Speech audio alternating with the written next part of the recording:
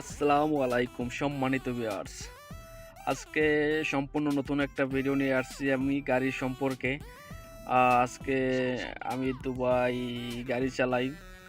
আর দুবাইতে গাড়ি চালাইতে হইলে কি কি লাগে কি কি না লাগে এর জন্য আমি আলাদা ভিডিও বানাবো। আজকে আমি গাড়ি সম্পর্কে একটা ভিডিও দিতে আসছি।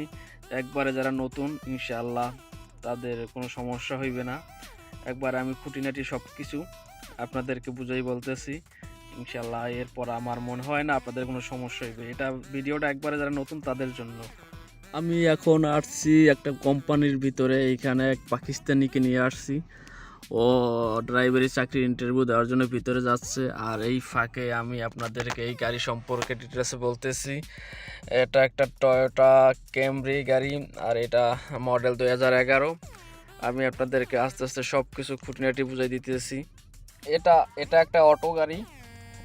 এটা হইলো অ্যাক্সিলারেটার। এটা মনে করেন পুশ করলে গাড়ি চলবে, ছেড়ে দিলে আস্তে আস্তে গাড়ির স্পিড কমে যাবে। আর এটা হইলো ব্রেক। ব্রেক করলে তো কী হইবে আপনারা সবাই জানেন, এটা নিয়ে কিছু বলা দরকার নাই। আর এইখানে হলো হ্যান্ড ব্রেক।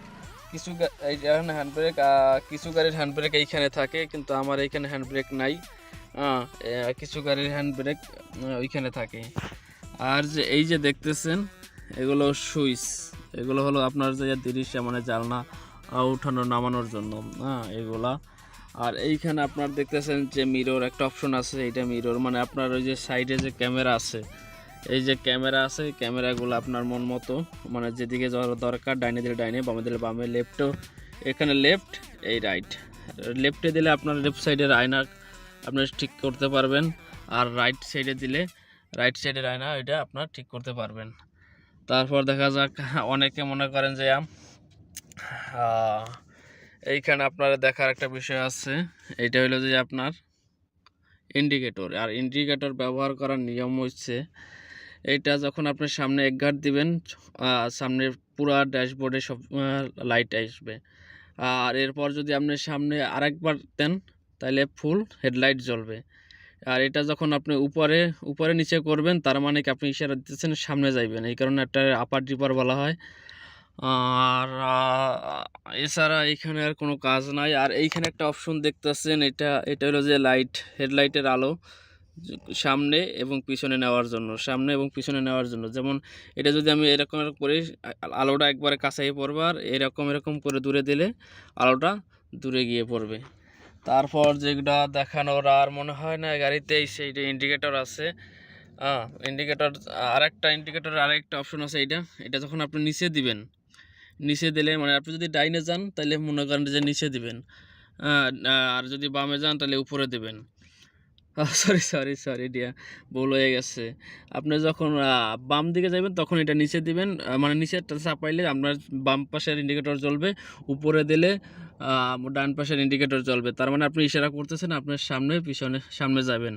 আর এইখানে যে একটা সুইচ দেখতেছেন, এটা যখন আপনার এমার্জেন্সি পজিশনে চলে যাবেন, তখন এটা চাপ দিলে আপনার মনে করেন যে আপনি এমার্জেন্সি পজিশনে চলে গেলেন, মানে আপনার কোনো একটা সমস্যা হয়েছে বা কিছু হয়েছে, তাহলে আপনার চারোটা বাতি চারদিক দিয়ে জ্বলে উঠবে, জ্বলতে থাকবে, নিভতে থাকবে। এটা হলো এমার্জেন্সি বাতি।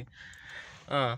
আর এইটার কাজ হলো যে, আর যে এইখানে এই সাইডের ইন্ডিকেটরটা, এটার কাজ হলো যে আপনার ওই সামনের যে উইপার আছে, বৃষ্টি নামলে মনে করেন যে উইপার দিয়ে আপনার নিচে উপরে আপ আর ডাউন করার জন্য, গ্লাসটা পরিষ্কার রাখার জন্য।